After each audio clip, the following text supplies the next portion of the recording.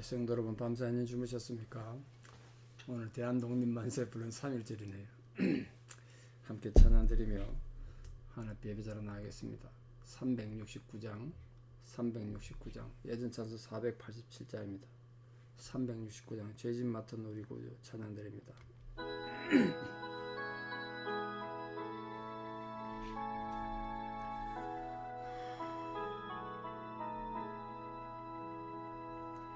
죄짐 맡은 우리 구주 어찌 좋은 친군지, 걱정 근심 무거운지 우리 주께 맡기세. 주께 고함 없는 고로 복을 받지 못하네. 사람들이 어찌하여 아랠 줄을 모를까. 시험 걱정 모든 괴로움 없는 사람 누군가. 부질없이 낙심 말고 기도드려 아뢰세. 이런 진실하신 친구 찾아볼 수 있을까. 우리 약함 아시오니 어찌 아니하릴까. 근심 걱정 무거운지 아니진 자 누군가. 비난처는 우리 예수 주께 기도드리세. 세상 친구 멸시하고 너를 조롱하여도 예수 품에 안기어서 참된 위로 받겠네.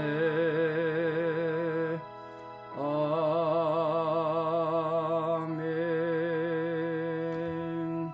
신앙 고백 드리겠습니다. 나는 전능하신 아버지 하나님 천지의 창조주를 믿습니다. 나는 그의 유일하신 아들 우리 주 예수 그리스도를 믿습니다. 그는 성령으로 잉태되어 동정녀 마리아에게서 나시고 본디오 빌라도에게 고난을 받아 십자가에 못 박혀 죽으시고 장사된 지 사흘 만에 죽은 자 가운데서 다시 살아나셨으며 하늘에 오르시어 전능하신 아버지 하나님 우편에 앉아 계시다가 거기로부터 살아있는 자와 죽은 자를 심판하러 오십니다. 나는 성령을 믿으며 거룩한 공교회와 성도의 교제와 죄를 용서받는 것과 몸의 부활과 영생을 믿습니다. 아멘.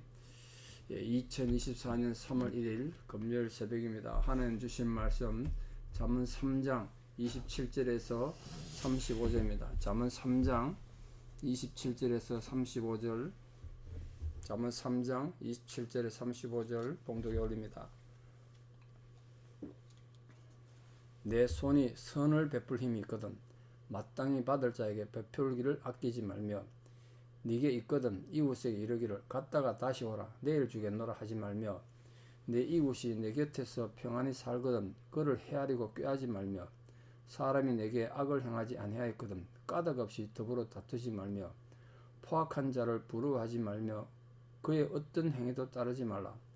대저 패역한 자는 여호와께서 미워하시나 정직한 자에게는 그의 교통하심이 있으며, 악인의 집에는 여호와의 저주가 있거니와 의인의 집에는 복이 있느니라. 진실로 그는 거만한 자를 비웃으시며 겸손한 자에게 은혜를 베푸시나니, 지혜로운 자는 영광을 기업으로 바꾸니와 미련한 자 영달함은 수치가 되느니라. 아멘.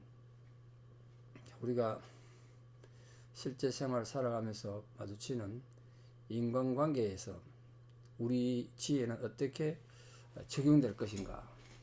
하나님 사랑하고 이웃을 사랑하는 게 율법의 핵심이고 그게 곧 지혜라고 그랬는데, 구체적으로 어떻게 이웃을 사랑할 것인가, 거기에 대한 중요한 자문들입니다. 오늘 크게 두 가지를 지금 말하고 있는데, 첫 번째 주제는 27절에 30절인데 이웃을 사랑하는데 인자를 베풀어라, 덕을 베풀어라 이웃에게. 31절부터 30 끝까지는 포악한 자 부러워하지 말고 그 악을 행한 자 부러워하지 마라, 그리고 그 행위를 쫓지도 마라. 특히 앞에 첫 번째 주제는 27절 32절까지 전부 뭐 하지 마라는 부정형으로 서술되어 있습니다. 여러분, 일반적으로 이걸 하라는 거와 하지 말라는 게 어느 게 더 강하게 와닿습니까? 일반적으로 부정형이 더 강하게 와닿습니다. 하라는 것보다 하지 말라는 눈에 더 띄죠.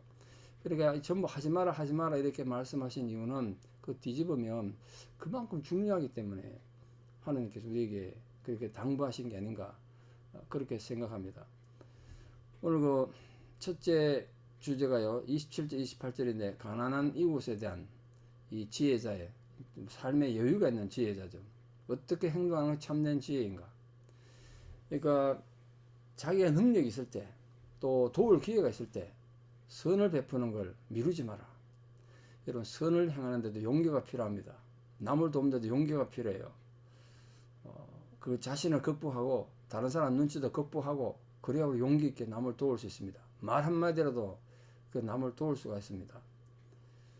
기회가 있을 때 남을 돕는 것, 이거 하나님께서 우리에게 물질도 주시고 재능도 주시고 뭐 힘도 주시고 능력도 주셨는데, 그걸 통해서 우리만을 위한 게 아니다.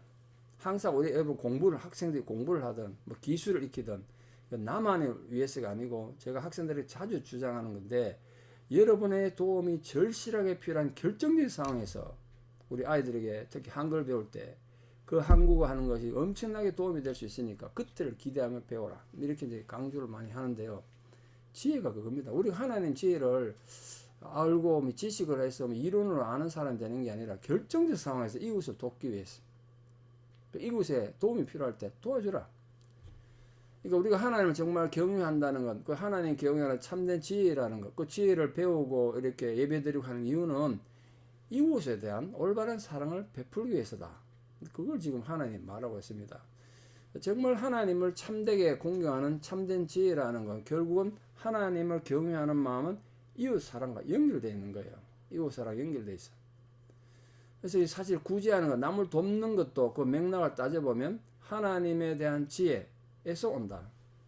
결국 구제가 하나님 사랑과 이웃 사랑의 맥락에서 행해지는 거 아니겠습니까? 그걸 말합니다. 네 손이 베풀 힘이 있거든, 마땅히 베풀어라. 여유 있으니까. 어디 중요한 기준이 있습니다. 네가 있는데, 여유가 있는데 이웃에게 이르기를 갔다가 다시 오라, 내일 주겠다, 그러지 말란 거예요. 그러면요, 여러분, 내가 구제할 때는 항상 부지런함으로 성실함으로 해야 된다 그랬는데, 도움받는 사람은 굉장히 비참해집니다. 이 집에 여유가 있는 거 아는데 내일 오래. 그럼 어떻게 해요? 자기는 힘이 없는데 그럼 갔다가 다시 오겠죠.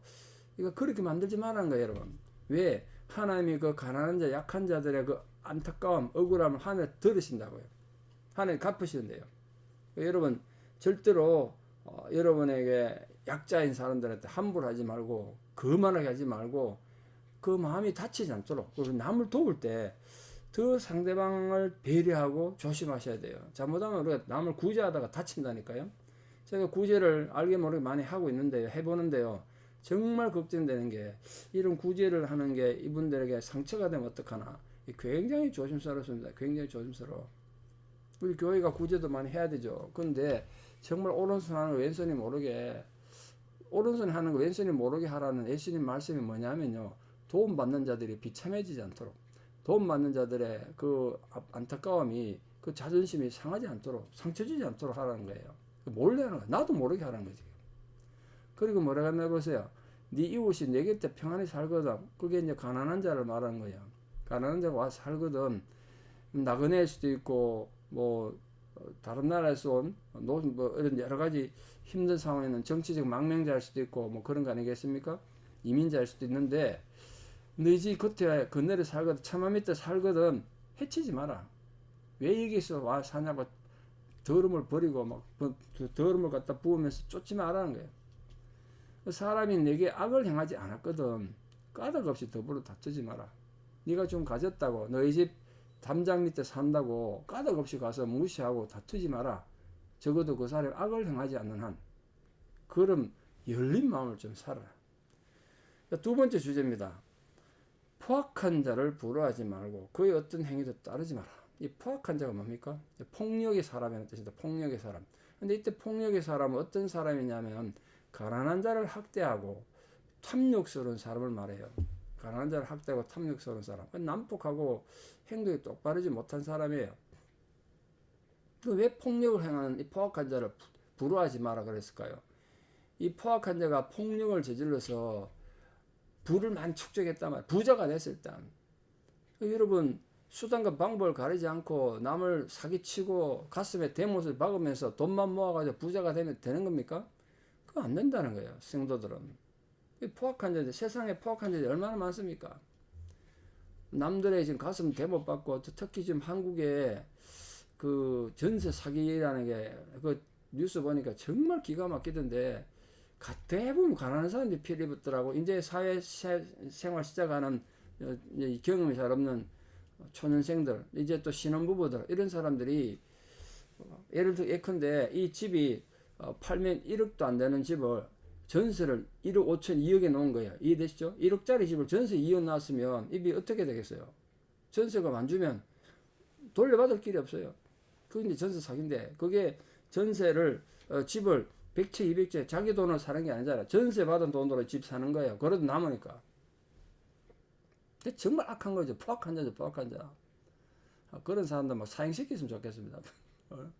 그 당하는 수많은 가난한 사람들이 어떤 사람은 그런 4명이나 목을 매서 자살했던데요. 너무너무 안타깝잖아요. 이제 사회생활 힘을 가지고 꿈을 가지고 시작했던 젊은이가 자기 전 재산이 그렇게 험하게 날아가니까 그것도 빚을 냈는데 은행에 갚을 길 없으니까 목숨 끊은 사람이 청년이 4명이나 되더라고요. 참 세상이 악하죠. 옛날에는 상상도 못할 일이 벌어집니다. 그런 거 부러워하지 마라. 그래 돈 모아가 정말 얼마나 잘 살까요? 그 자식들이 얼마나 잘 먹고 잘 살려고 그런 짓을 하는지. 예? 사기 세상이 사기꾼들에게 내가 정말 그 남들 사기치면 그 참 사기당한 사람은 어떡하냐고 이거. 그러니까 우리 그런 거 부러워하지 마라. 부러워하지 마. 그 다음 또 뭐라고 했나 보십시오. 이 32절에 35절에 대비를 하고 있는데 둘 다가 끝까지는 대비됩니다. 패역한 자와 정직한 자를 대조하고 있죠. 악인의 집과 의인의 집을 대조하고 거만한 자와 겸손한 자 다 반대되는 거지 않습니까? 지혜로운 자와 미련한 자.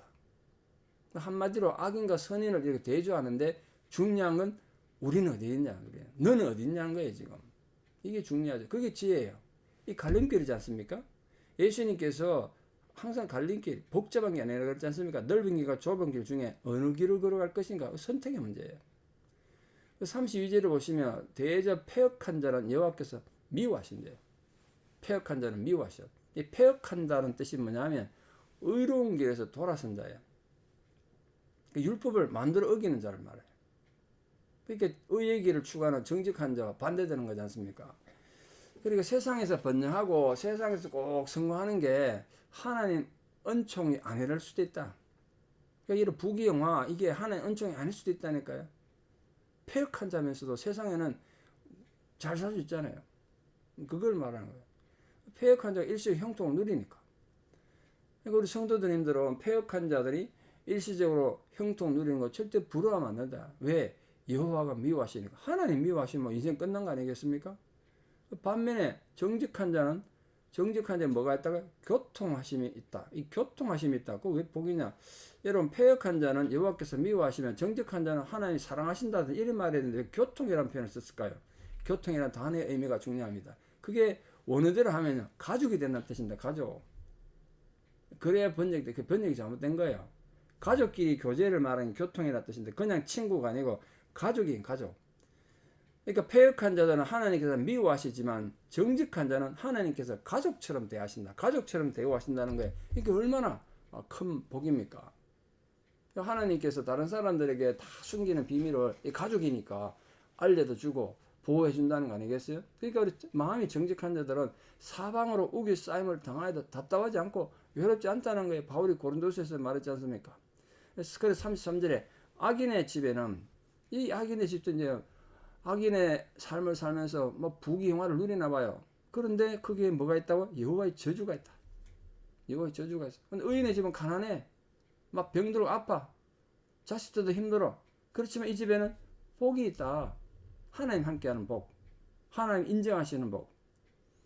또한 진실로 거만한 자를, 여기 특히 거만하는 게 교만한 거 아니겠습니까? 잘난 척하고 똑똑한 척하고, 아유, 속 시끄럽지 않습니까? 너무 똑똑한 척하는 사람 보면.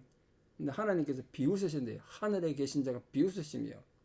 그럼 인생 끝나는 거죠. 하나님 비웃음의 대상이 되지 않도록 겸손하게 삽시다. 왜? 겸손한 자에게는 은혜를 베푸시니까.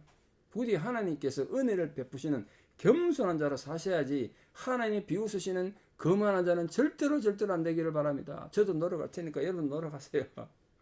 마지막으로 지혜로운 자는 영광을 기업으로 한다. 영광. 그 영광, 하나님이 함께 하신 영광.